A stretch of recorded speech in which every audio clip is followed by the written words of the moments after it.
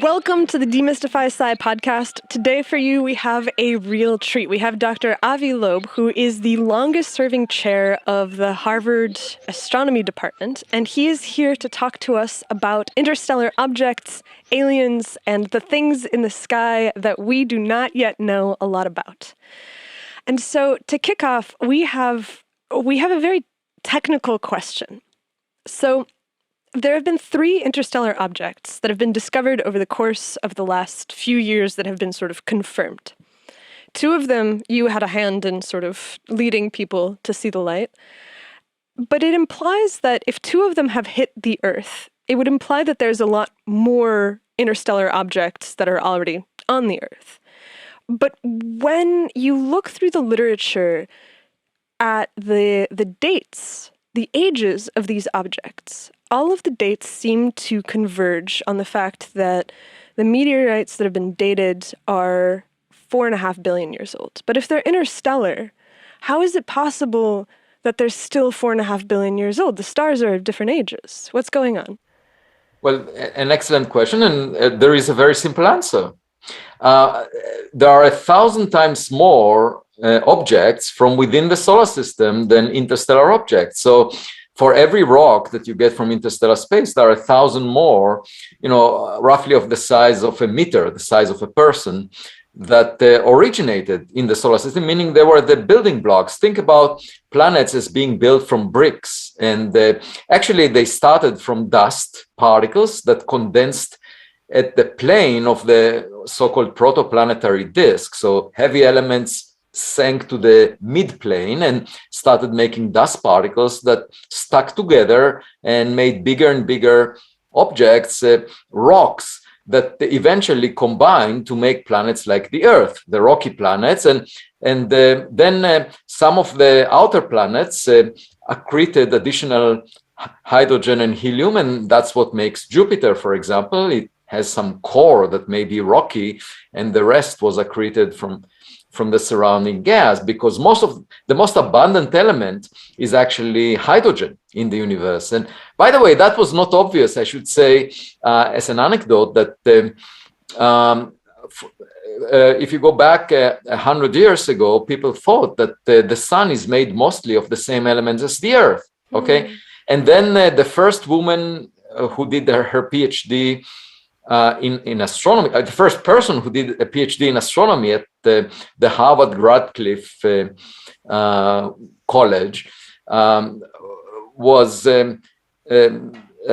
Cecilia Payne-Kopashkin, and she realized from analysis of the spectrum of the sun that in fact hydrogen is the most abundant element on the surface of the sun. And when she defended her thesis, Henry Norris Russell, who was a member of the committee and was also the director of the Princeton University Observatory, told her, remove that conclusion from your thesis, because we all know that the sun is made of the same elements as the Earth. And she removed it. She was just starting her career at the time. But then he was intrigued by her statement and studied the sun in the subsequent years, and then published a paper saying that she was right, and that hydrogen is the most abundant element. So just so that you know, hydrogen was the leftover element from the Big Bang. And the Earth, the reason the Earth is not made of hydrogen is simply because the heavy elements condensed to make those bricks that combine to make rocky planets. Okay, and so some of the bricks were left behind from the formation process, construction process of the planets. You can think of it as a construction project, and we find them. Okay, so many of them are scattered to the outskirts of the solar system. It's called the Oort cloud, that goes out to 100,000 times the Earth-Sun separation. Interesting. So the Oort cloud, in this model, the Oort cloud is the remnants of the condensation of the protoplanetary disk. So, but then the Oort cloud isn't in the plane of the solar system, is it? That's right, because the objects were scattered out of the inner region where those bricks were made. Oh, like they were like spat from the by gravitational forces from the planets that pushed them out kicked them out. Some of the old cloud objects came from other stars and were captured by the sun. They may have originated from the original star cluster in which the sun was born.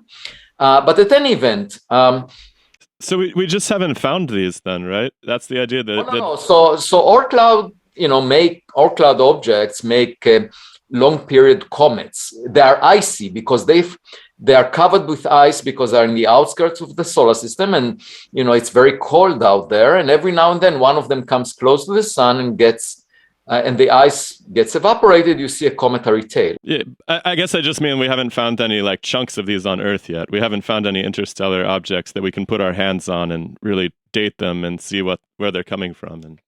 And you're mounting an expedition to go collect this most recent one, right? So here is the story. In March 2019, I was asked to have a radio interview about a meteor that was discovered over the Bering Sea near Kamchatka. Okay, and I didn't know much about meteors at the time, so I wanted to read about them online. I found a catalog with data that was collected by government sensors about meteors, and it was publicly available on the JPL NASA website. And I told my student, look, that was after the first interstellar object was discovered, Oumuamua, in 2017. And I said to my student, Amir Siraj, I said, why don't you check the fastest moving meteors? Perhaps, they came from outside the solar system, because an object moving fast enough is not bound to the sun. That's how a rocket operates. If you launch a rocket fast enough, it escapes the pull of the Earth and it, exits. So he looked at the fastest moving object and realized, no, that actually was a head-on collision with the Earth. So the speed was just a result of it coming just opposite to our motion. It's actually bound potentially. And then the second fastest was definitely not bound to the sun, because if you go back in time, it had a speed of about 60 kilometers per second, far away from the sun, outside the solar system. So very fast object. Even by the standards of the local stars, it moved, twice as fast as most stars move relative to the sun nearby. So we decided to write a scientific paper and announce it. Now, the paper was not published because the reviewers said, we don't believe the US government. They didn't. Wait, the reviewers said that? Wow, I love that. Was it a British journal? This was the Astrophysical Journal Letters, which is a respectable, very prestigious journal in astrophysics. And so I said, look, the government knows what they are doing, because they need to know whether a ballistic missile is heading towards Boston or New York City. They need to know it very precisely. So they're monitoring all objects entering the atmosphere with satellites, with ground-based sensors.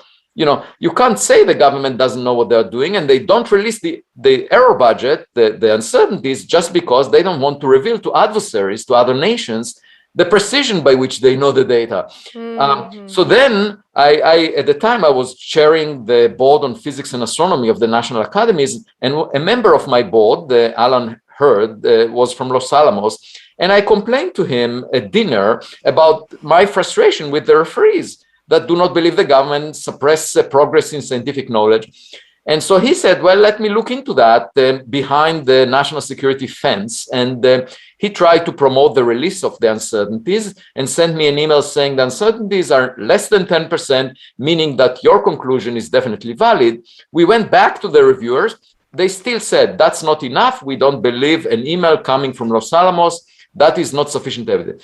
Okay, so then I consulted another colleague, and he contacted a person who works at the Office of Science and Technology Policy at the White House. And it took 3 years.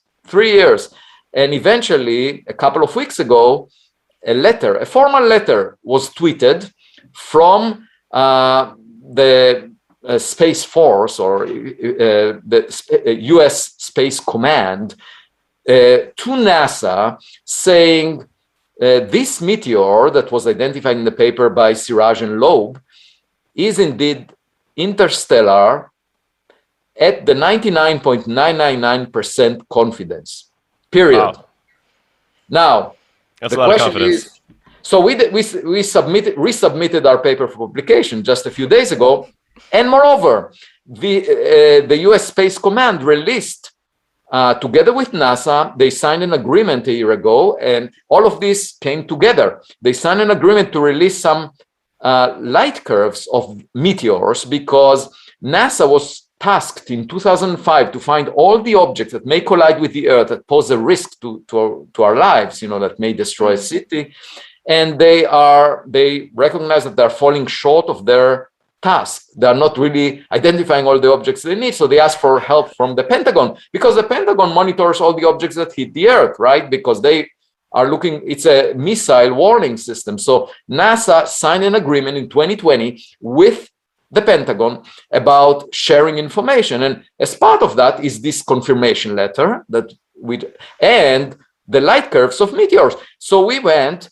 So what is the significance of the light curve? Because So it's fascinating because the light curve was released just a week ago. Okay. And immediately as it was released, it looked like it's very unusual. This is the light curve from the fireball that was created when the meteor entered the atmosphere and burned up. You see, so an object entering the atmosphere burns up because it moves at very high speed, and the friction with the atmosphere generates a lot of heat. So in this case, the amount of heat was about 2% of the energy released in the Hiroshima bomb. Okay. Mm-hmm. So that's significant. That's a lot of heat. It's at the peak of the light curve of the explosion, the power that was released was about a quarter of the total power consumption by the world population. And is that just because it was moving so fast? Or in this last year? No. The power is an instantaneous thing. That's per time, yes. How much energy per unit time humanity is using. I see. At the peak of this fireball, the amount of power was a big boom. Was a quarter of the world consumption. Okay. And so the idea is this is too much for a local meteor to be. Oh no, that's not the issue. Okay. The government measured the velocity, the speed of this object, the direction it was moving.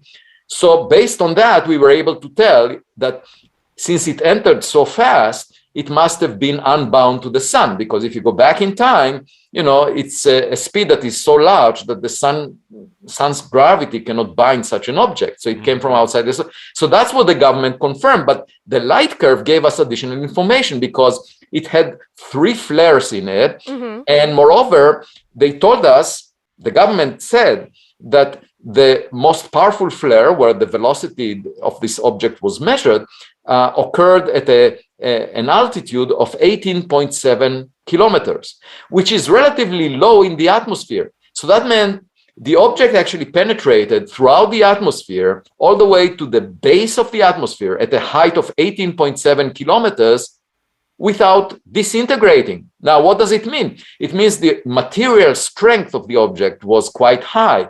So we calculated, because an object entering the atmosphere, feels a force opposing to its motion, which is the friction with the air. And you can calculate how much pressure is exerted on the object. It's called ram pressure. It's the mass density of air at the location where the object is times the velocity of the object squared.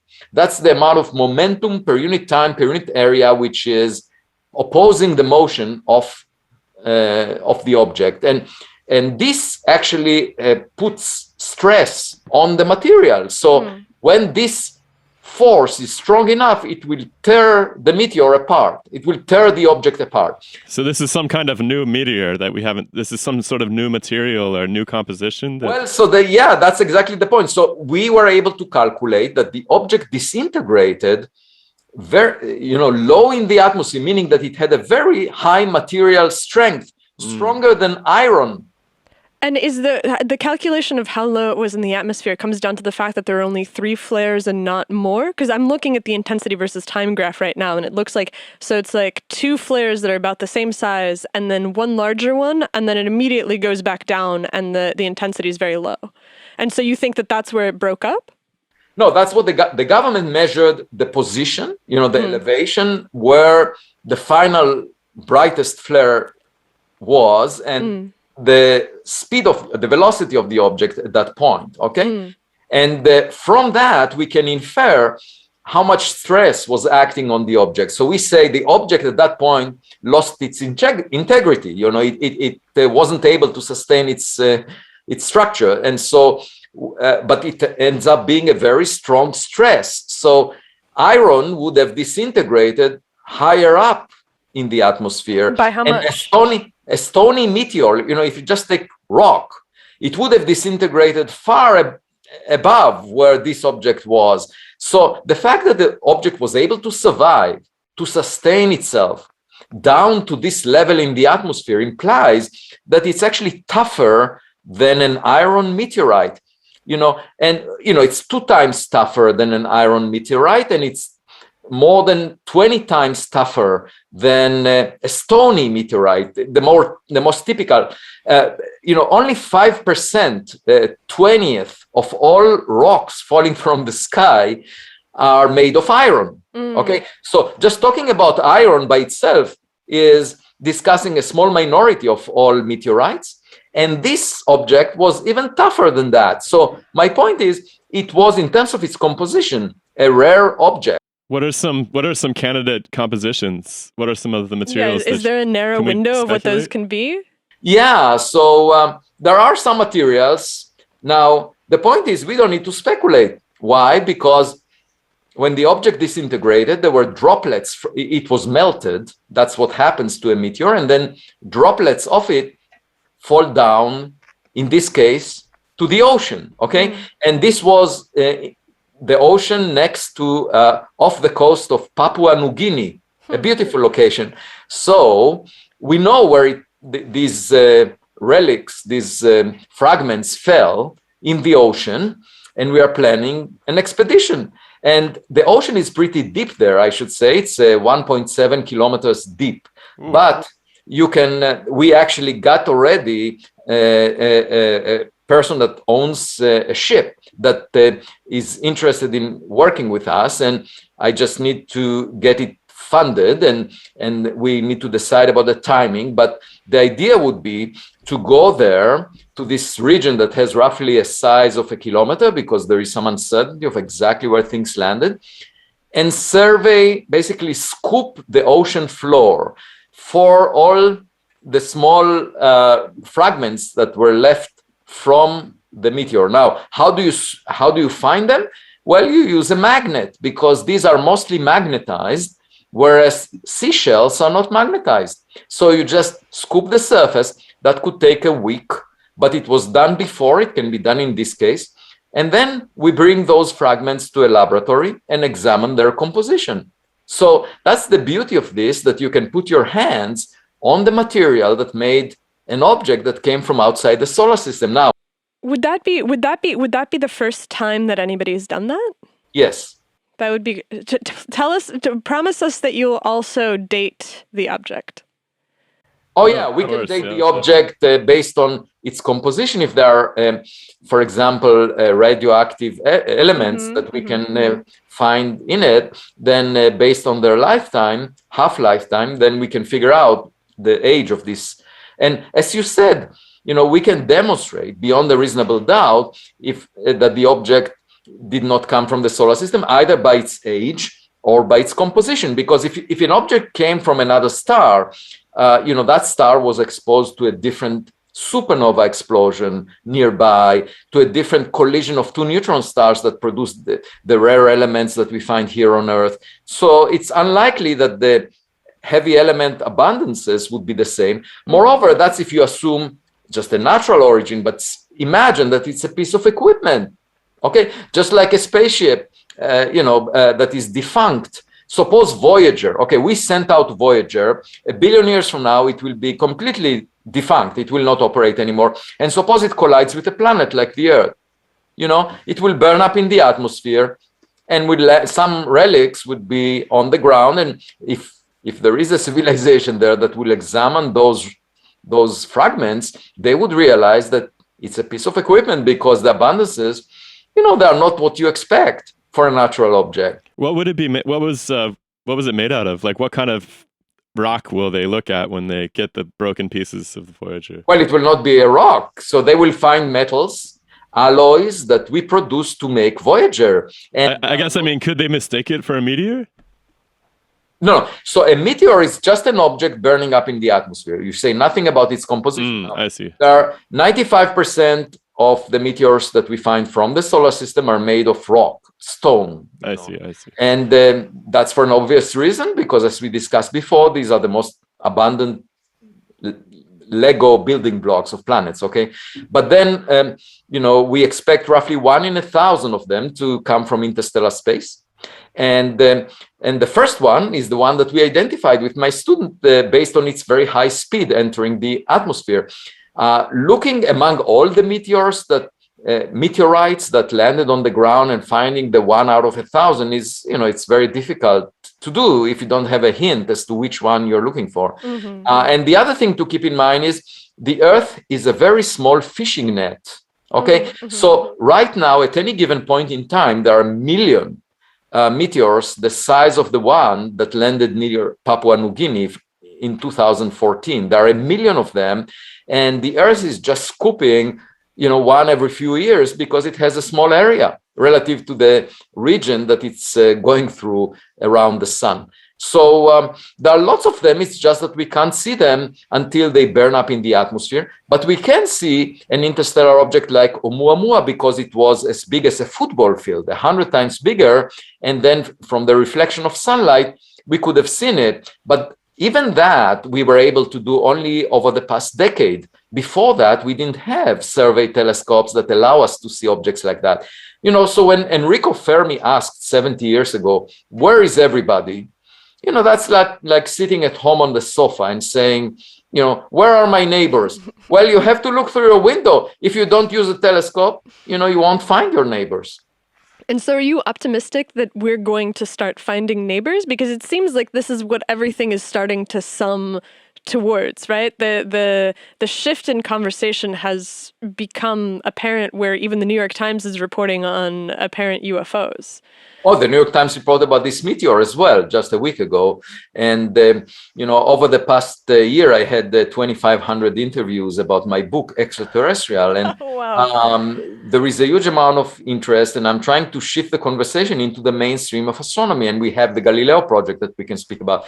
But the one thing I wanted to say is, it's not the traditional type of searching for extraterrestrial technologies, which was looking for a radio signal. Right, SETI. I still remember my sister being in college and she downloaded, she came home and she downloaded SETI, and I remember just watching the trace, hoping that I would see something, but never seeing anything. Yeah, but that's like trying to have a phone conversation. You need the counterpart to be active when you're listening. And it's quite possible that most of the time, other civilizations that predated us are dead. We can't communicate with them. They existed a billion years ago. Time in the universe is measured in billions of years. So what's the chance? We had a window of communication only over the past century, which is 1 part in 100 million of the age of the universe. And what's the chance that another civilization will be exactly active with the same technologies as we are using at the same time so that you can have a conversation? Quite small. So most of the time you'll find dead civilizations. And what is the range of ages of the stars in the galaxy? Like it's billions of years. So most of the stars formed billions of years before the sun. I see. And my point is, Albert Einstein was not the smartest scientist since the Big Bang. There was very likely a smarter scientist. Are you allowed to say that out loud? I don't think. Well, I'm saying it. Nobody is arresting me. So well, that's good. Yeah, it's good. That's good. I appreciate that. But you heard it here first, folks. But my point is, it's very likely that there was a smarter scientist around another star a billion years ago.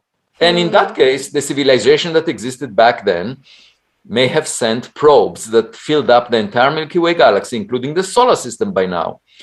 And we should look for those. Now, I actually calculated, so it's not the Drake equation that people often refer to in the search for extraterrestrial signals. It's a completely different equation. It's an equation that says, okay, I have a certain survey volume. What's the chance that I'll find an object? It just depends on the local number of objects per unit volume times the survey volume. That's it. And if you So basically factoring in where we're looking as opposed to the entire galaxy. yeah, And it's the density of the local area. yeah, I mean, it's just like searching for plastic bottles on the beach. It depends on how many bottles you have per unit area and then the survey area that you have. And if you have a fishing net like the Earth passing through space, then it depends on the flux of those objects. How many objects per unit area, per unit time are passing through? And that depends on the number of objects per unit volume times their characteristic speed. And all of that may depend on size because, NASA never launched an object the size of a football field, but they launched a lot of objects like this meteor. So we may have many more objects like that are artificial. But they will eventually launch an object. They won't launch an object the size of the football field, but they're planning on building, the Artemis Gateway, which I imagine is going to be large. It will be large, but not as large as Oumuamua was. So my point is there may be many more objects passing in the dark that we haven't noticed. But the most important factor in this equation that I published in an essay a month ago, the most important factor, I call it the ostrich factor. Which is people not wanting to look, right? Exactly. Like the scientists and the politicians. We know the answer, or people that worked on rocks for all of their career, experts, quote unquote, saying everything in the sky is natural. Everything is a rock, period. And don't even dare to think or to suggest that something might be artificial because we will ridicule that notion, which is the current intellectual culture that we live in. And I say, if you have this ostrich factor and nobody is willing to consider the possibility of an extraterrestrial equipment in space, then we will never find anything wonderful in the sky because you will always. So take the example of Oumuamua. It was unusual. Everyone agrees it's anomalous. Why do I say that? Because people tried to explain the anomalies and all the mainstream proposals were of something that we've never seen before, like a hydrogen iceberg, a nitrogen iceberg, a dust bunny. These are things we've never seen before, but the mainstream community of astronomers jumped on those possibilities and celebrated and say, yes, here is an example of a natural thing. And before we rule this out, this should be the favorite model and the artificial origin should be ridiculed. Okay. It seems like Wait a second. Yeah. Okay. Meteor, I should say this meteor demonstrates that it's not a nitrogen iceberg, it's not a hydrogen iceberg, and it's not a dust bunny. Why? Because this would have burned up high in the atmosphere. The fact that it went all the way down so that its material strength must be bigger than that of iron, solid iron. I mean, we're big fans of material science explanations here. We have a different channel that we run called The Material World, where we explore atomic and quantum phenomena and see if we can sort of come with material science. My background is in material science. Also, I did my PhD in a brand of biological material science. But that brings me kind of to what I wanted to ask you, which is, it seems like this is revealing a more broader trend in cosmology and astrophysics, which assumes that when we look up in the sky, we should not be seeing biology. But it seems like you're saying, whoa, there might be biology at play here. And my question is how much more could biology be playing into what we see in the sky? I know you're a big fan of you write a lot about dark matter and the conundrum of why our gravitational theories fail to explain some of the motions at the broader scale of the universe. I know you're also a fan of Stapledon, and so I wanted to ask you how far do you think biology could be reaching into the way things are playing out at a grander scale? So, the cosmos involves the things that we can easily see involve a huge amount of energy, like stars exploding, stars burning up their nuclear fuel, the expansion of the universe. These are things that are very difficult to engineer. And if you were to take a civilization like ours, we are, producing a small wrinkle on what nature gave us. Okay. And as a result, it's very difficult to detect the signature of that, especially if it's short-lived, like we existed with our technologies and science only for a century out of the long age of the Earth. And so we had an episode about that. We invited Gavin Schmidt from NASA. He wrote the Silurian hypothesis paper a few years ago. And so we were talking about exactly that. There's very few traces of even a civilization that predates us on Earth, let alone the trace that we will leave another few billion years down the road. Well, exactly. There is a tension between two things. One, the ability of a civilization as it develops its technologies to destroy itself, either through wars or through changing the environment. Or through making everybody plug into the Matrix. We are doing both of these. If you read the news right now, we are destroying the environment, and there is a war. The second ability that technology provides us with is to endeavor into space. To venture into space. And of course, if we were to send monuments into space, they would survive for a long time. They can outlast the sun. And frankly, I think these are the best monuments to produce. When I go to Harvard Yard at Harvard University, I see statues and paintings in University Hall that show past presidents of Harvard or deans that wanted to preserve their physical image. And frankly, nothing from that will survive a billion years from now, because the sun will burn up the surface of the earth. So this is not a good way to preserve a memory of yourself. A much better way is to send monuments to space. So if a civilization... I love this idea. This is a great business idea. Like, partner with SpaceX and start just shooting monuments to the edge of the solar system. Right. Actually, I'm contemplating that business plan right now. But I should say that you're going to be the first space trillionaire. They keep talking about the first space trillionaire. You're going to harvest everybody's desire for 15 minutes of fame, immortality, and their love of shooting rockets. They can glue their DNA to it too. They'll be immortalized. Yeah. Right, but actually, frankly, I participated in a forum in the Washington National Cathedral a few months ago, where Jeff Bezos was talking about space tourism that he was inspired to pursue as a result of watching Star Trek as a kid.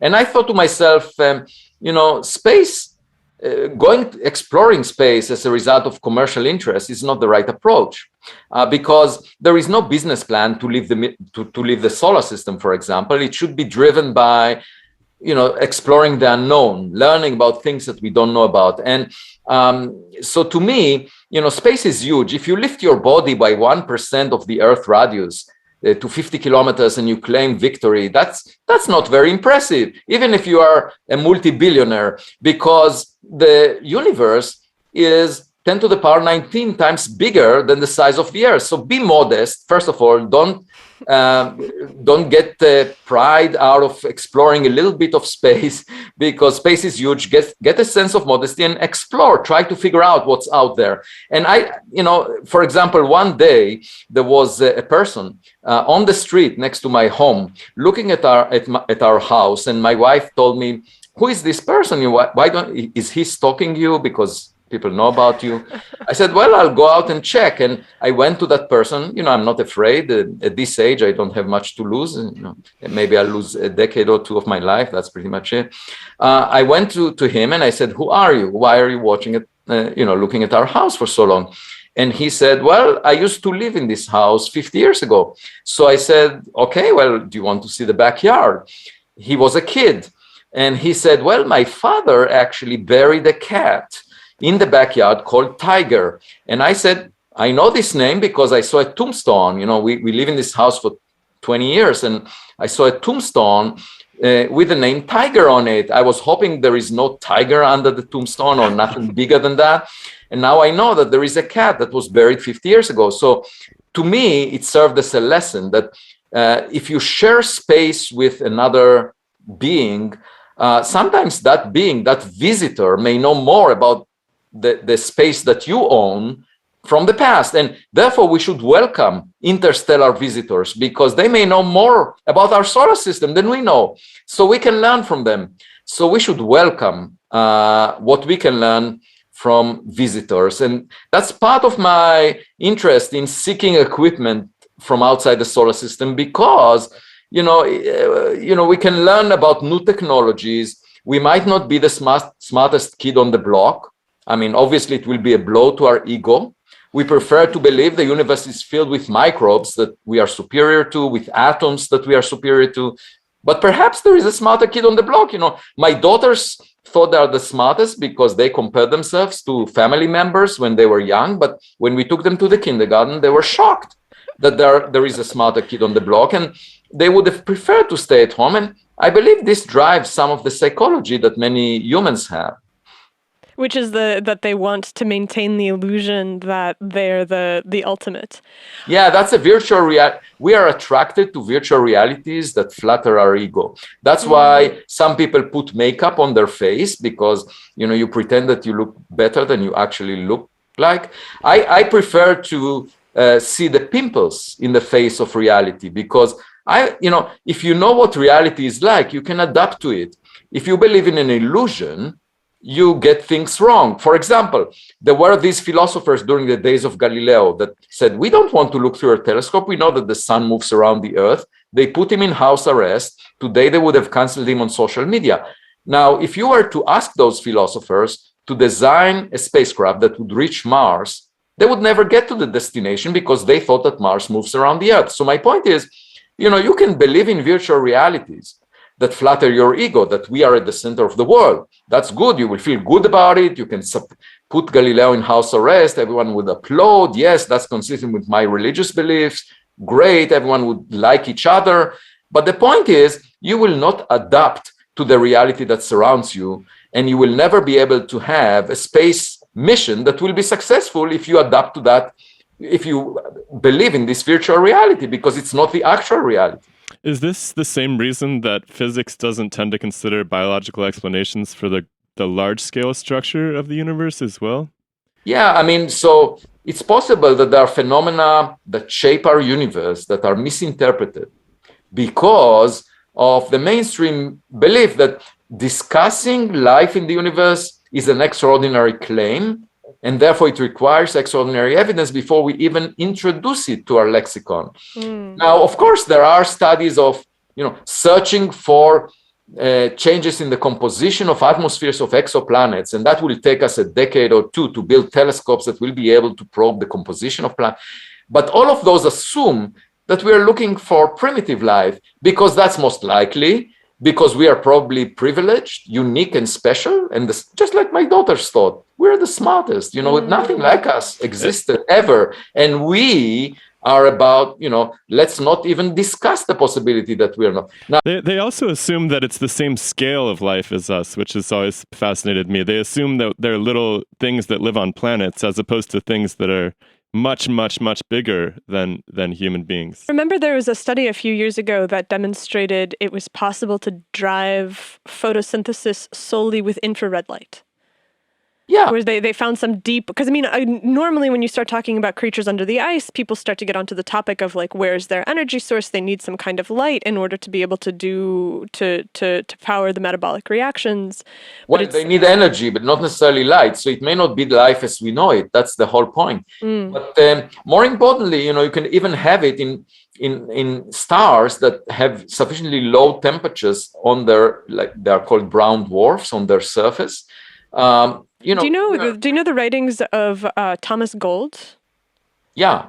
So like when he wrote The Deep Hot Biosphere, that was sort of the PNAS paper concluded with this sort of idea of, well, if we're not understanding the scale of what defines an organized process that we call life, then we could be missing it even in the mantle of our own planet, because there do seem to be crystalline structures that are there and that are possible to fall into some definition of life if we expand it beyond our own fleshy mammalian bodies. Yeah, that's quite possible that we are basically blind to things that are different than what we are used to in our daily life. But my point is that we should approach science like a kid approaching reality, in the sense of being modest, not being proud. So the biggest mistake humanity made over history, if you look at that, is for people to be attached to their ego. Okay.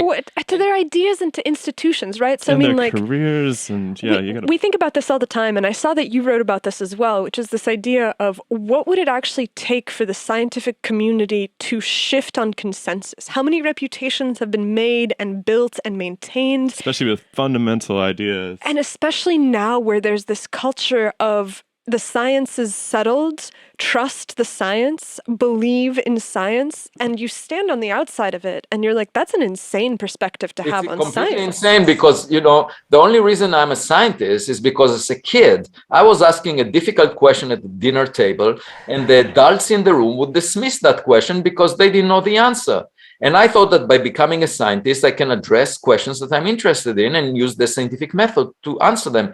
But what I see around me are those adults in the room. Now, these are the mainstream scientists. Now, why are they behaving this way? Because they associate their reputation, their image, their ability to get awards, appointments, and so forth with their past knowledge. Okay, so they become experts and want to explain anything that we see based on past knowledge. That goes against our ability to innovate, to discover new things, because new things are not included in our past knowledge. So you have to allow for that. If you keep dismissing new things just because you want things to conform with you, like if you see a rock, if you see an object in the sky and you're used to working on rocks for all of your life, and this object doesn't look like a rock, what you find the experts doing is saying, oh, it's a rock of a type that we've never seen before.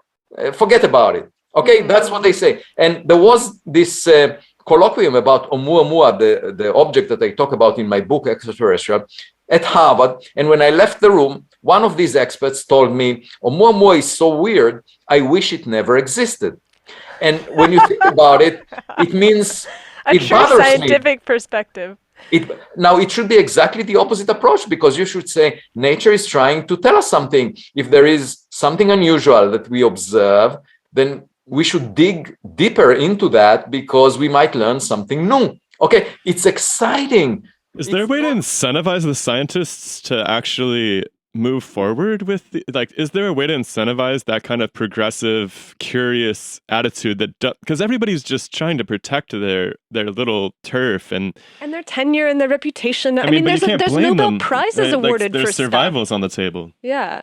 You see, the tenure system was invented so that people will not be afraid about their job security. That was the whole idea. But it's not even about job security, but it's like, think about it. If somebody gets a Nobel Prize for something, and then later on it turns out that, well, we gave a Nobel Prize for an idea that wasn't good, the entire institution of science becomes fragile because it is based on the idea that it's giving awards for ideas that are in their final form. Well, Enrico Fermi got it for a wrong idea. The same Enrico Fermi, the amazing physicist. So my point is, very often you find scientists saying we should not communicate with the public until we are certain. And then they go to a press conference and announce as if they are lecturers in a class telling the students, this is the truth. Okay. And then a few months later, turns out they were wrong. Okay. And that happens a lot. So my point is, stop pretending. Science is work in progress. Mm-hmm. And when we have uncertainties, we should admit them. When we are not sure, we should admit it.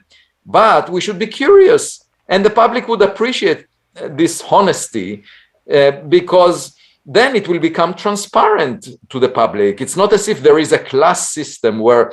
Now, the other thing that bothers me is that within the mainstream of academia, you have these cultures that decide to disengage with the public and work on things that are of no relevance to the public. Like people can argue about how many angels can dance on the tip of a pin if you can associate this question with very fancy mathematics so that you can demonstrate that you're smart. Well, you can talk about extra dimensions or entanglement of black holes and in extra dimensions or all kinds of questions that the public doesn't really understand.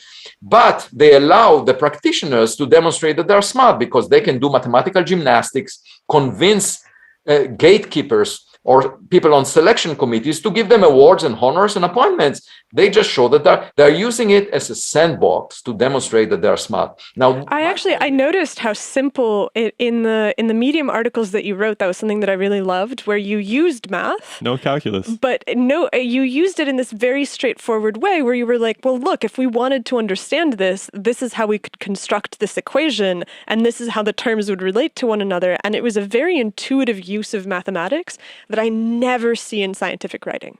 Well, I should tell you that when I'm giving a colloquium or seminar, and sometimes the people who introduce me go into length into my various titles and so forth, I say you shouldn't have wasted this time, because fundamentally I'm a farm boy. I was born on a farm. I think pretty much in a simple-minded way, and I explain things that I understand. Okay, and I'm not trying to impress people. Like, for example, if Oumuamua ended up being a technological relic, you would not need very fancy math that involves extra dimensions to describe this fact. You would just say it has bolts and screws on it, and you can read off the label made on exoplanet Y. Okay, this is something that a kid can understand. Now, of course, it will not make you look smart, but who cares about it? This would be the most fundamental discovery that humanity ever made. Okay, so I'm saying mathematical sophistication on ideas that may end up being Ponzi schemes are not really our goal. On ideas that have no relevance to society, that's not what science should be engaged in, because it's not an activity intended to demonstrate that we are smart. It's an activity intended to explore reality, to figure out, our environment, so that we can adapt to it.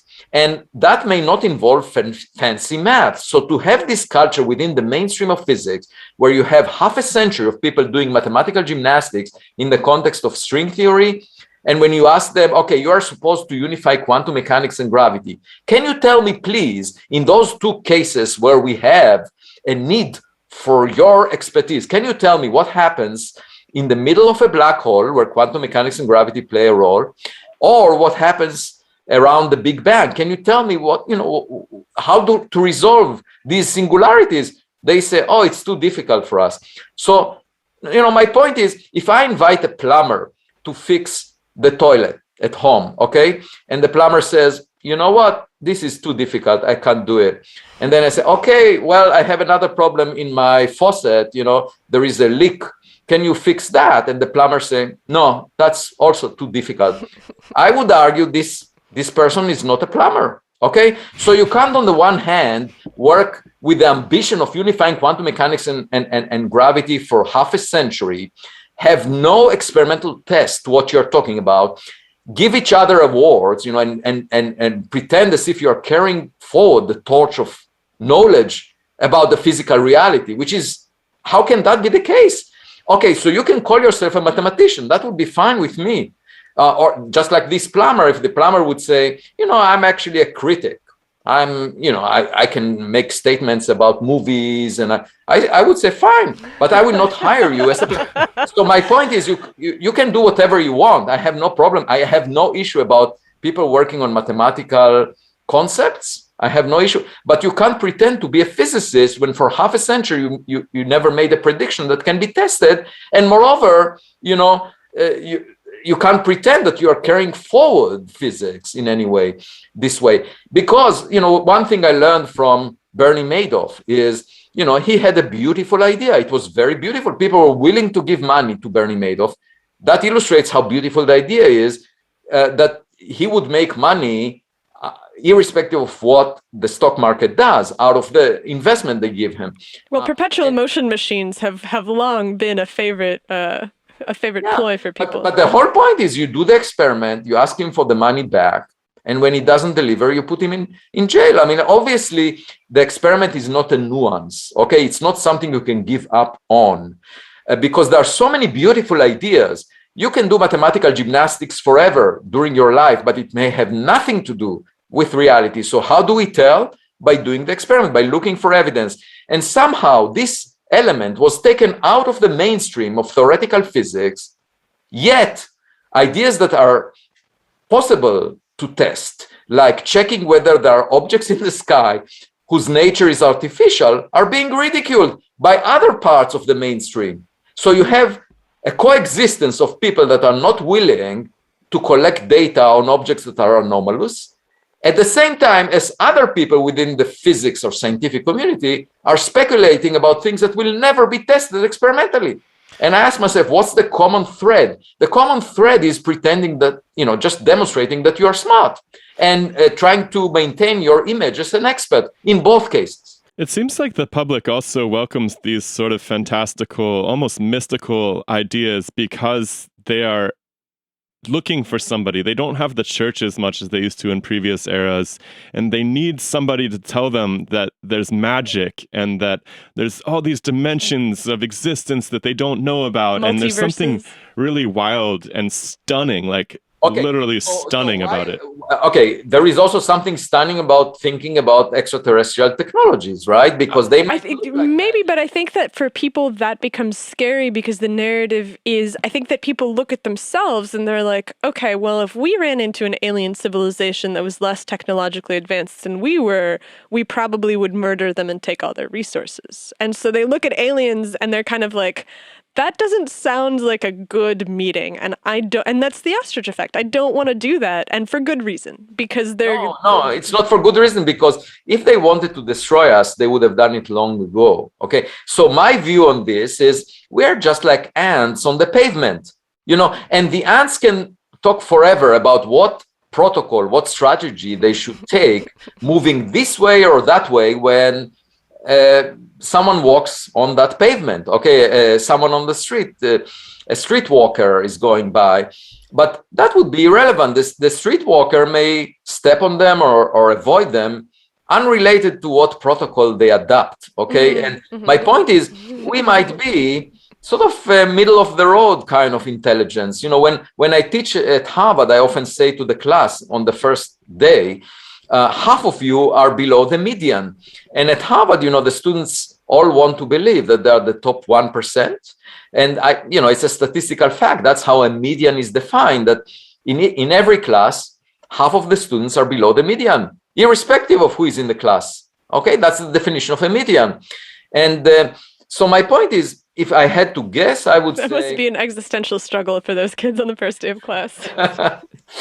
Well, I would say we are sort of in the middle of the distribution, and we should approach the world around us with a sense of modesty. That is really the biggest sin that we have, thinking arrogantly. If you look at human history, it's being driven by a group of people trying to feel superior relative to other people. If you look at science, it's driven by people trying to demonstrate that they are smart. But they're incentivized towards those attitudes. That's what I'm trying to get at. Can you imagine any solutions to how to incentivize modesty? Yeah, go ahead. Yeah, very simple. The solution is simple. You reward people for finding real things that, about the reality that we live in. So if they talk about extra dimensions that in 50 years nobody probes, they are not rewarded. Now, I can give you an example. There is a distinguished prize that was given for a person who speculated, or some people who speculated, that there may be extra dimensions that, we can look for in some experiments. So he got the award. And then the experiment was done and ruled out some part of the parameter space. So then the award was given again for the people who did the experiment to rule out the idea that turned out. Now, if you think about it, we went in a circle, we didn't get anywhere. My point is, the award should be given to people who really discover real things about the reality that we live in, okay? Not about people who do intellectual gymnastics, people that demonstrate, and the things that are found about reality may not require a very sophisticated math, okay? But they serve us extremely well because they help us cope with reality. So when we understand the human body, we can design an mRNA vaccine that will help us against COVID-19. When we understand that the Earth moves around the sun, we can design space missions. So any discovery of that sort should be rewarded for the mere fact that it helps us adapt to the reality that we live in and serves humanity. The other scale that should be included is how much interest there is in the public domain, in society, for the question being addressed. So if you realize there is a question of whether we are the smartest kid on the block, and that is a question that is of great interest to the public, you should give it a large weight in terms of the funding. Scientists say extraordinary claims require extraordinary evidence, quoting Carl Sagan. And I say, extraordinary evidence requires extraordinary funding. If you're not funding the search, you would never discover anything. We were looking for the dark matter. Most of the matter in the universe is unknown. It's called dark matter. And the Large Hadron Collider that cost $10 billion was partly funded to look for the lightest supersymmetric particle as the dark matter. We haven't found it. Now, if you were to argue that the lightest supersymmetric particle is an extraordinary claim, and therefore we should not fund the search because extraordinary claims require then we would never even put the limit of ruling it out, given the Large Hadron Collider data. But the way science is done is you put billions of dollars towards possibilities, you search in the dark, and very often you don't find anything, but sometimes you do discover something, but you would never discover anything unless you put forward billions of dollars. And to say that, if the Galileo project that I established to look for equipment in space, if that costs 1% of the Large Hadron Collider, that would be a waste of time because humanity does not have any extraordinary evidence yet for such equipment. That's a ridiculous claim. It's only 1% of the budget allocated for searching for the dark matter. And in one fell swoop, you would really increase the resolution of all UFO photographs. Yeah. So, which appear to have not improved in resolution since 1970. And it's all based on evidence. The public cares about it. So, the public is wild about UFOs. That should be in the mainstream. That should be an effort that everyone is happy to pursue, because even if you don't find anything in this fishing expedition, you clear up the fog. You could tell the public, look, there is nothing that is unnatural or not human-made in the sky to that level of precision, to that level of sensitivity. Just don't discuss it because there is nothing, It's just like people, thought that there is a soul in the human body and therefore anatomy should be forbidden. Then the human body was opened and we didn't hurt any soul by doing that, by conducting operations. I want to tell an anecdote. We might have gone too far with that. Yesterday, we live in this little town in Southern Oregon, and I opened up the newspaper, and there's this weird headline, which was, the state of Oregon bans the for-profit display of human remains. And I was like, that's a weird headline. And so I looked, and it turned out that there was a podcast called Death Science that bought a body from some kind of medical supply company and then sold tickets to the dissection.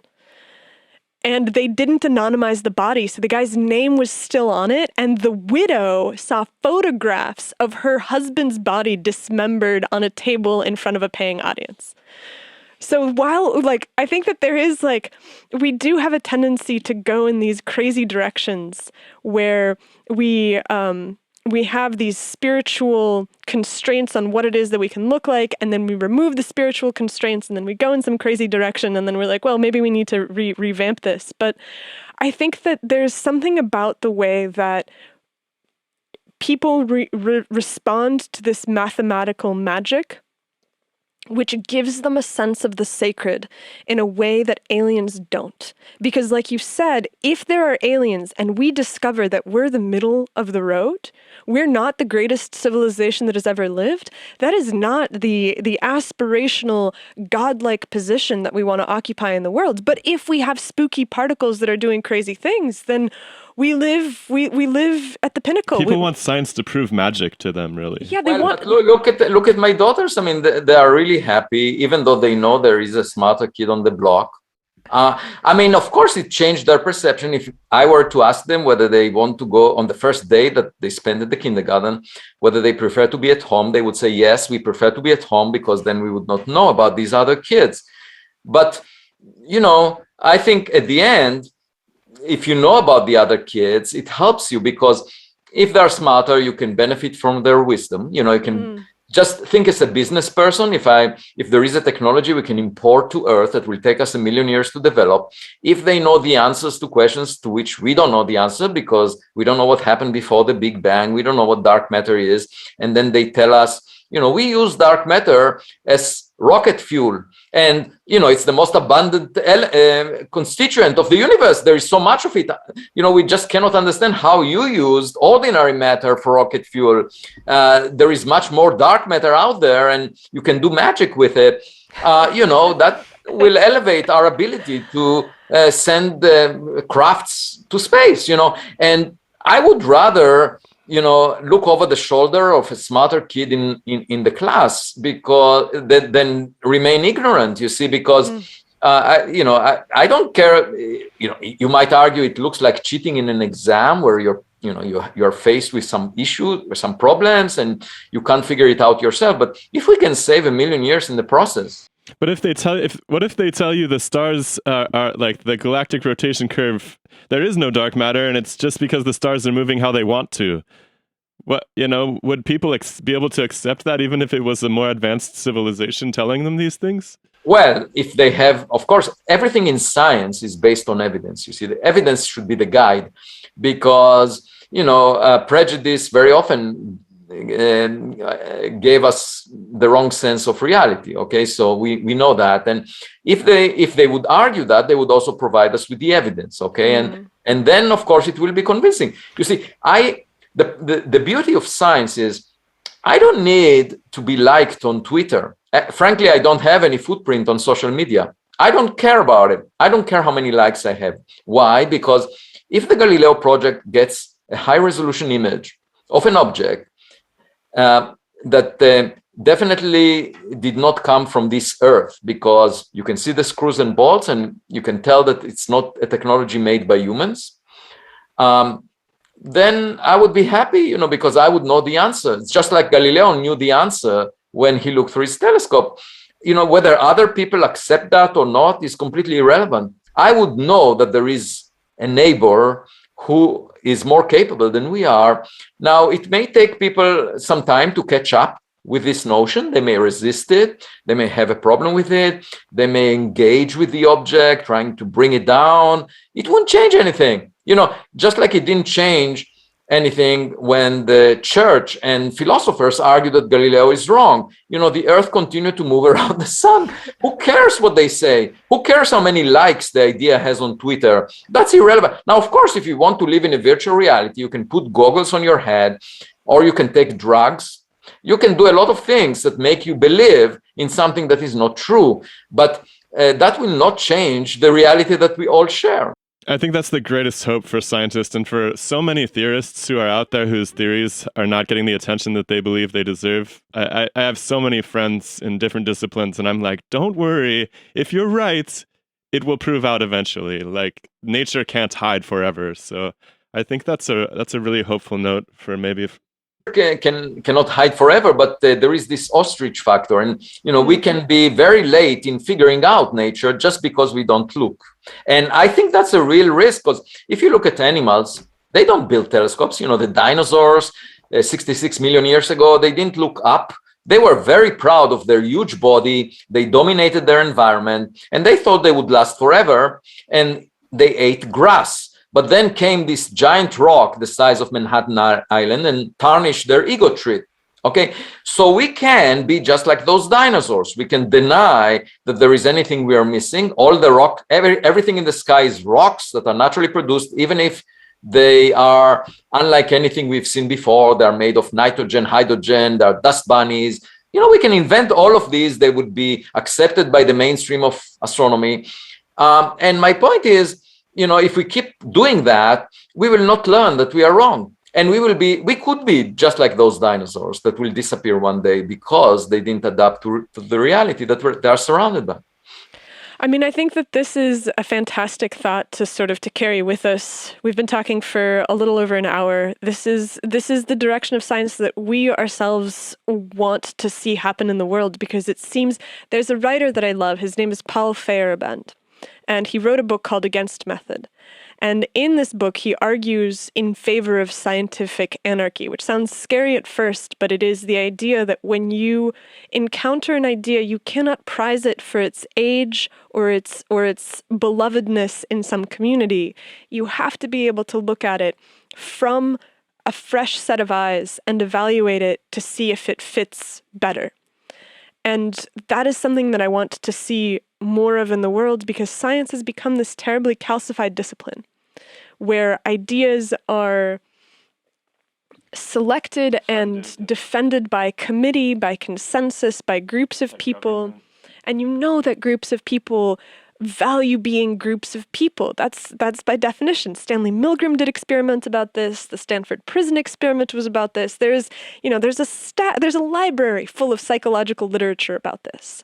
And yet here we sit, at the dawn of this technological age of we're supposed to be so good, and you look at it and it's truly something that strikes great fear into my heart, because people do want to be ostriches and they do want to look away. And so it is so good to hear that you are working on this, and that you are sitting at Harvard, and that you are not letting this go, and that you are planning big things, and that you are moving us forward. So thank you, Dr. Keep Loeb. exploring.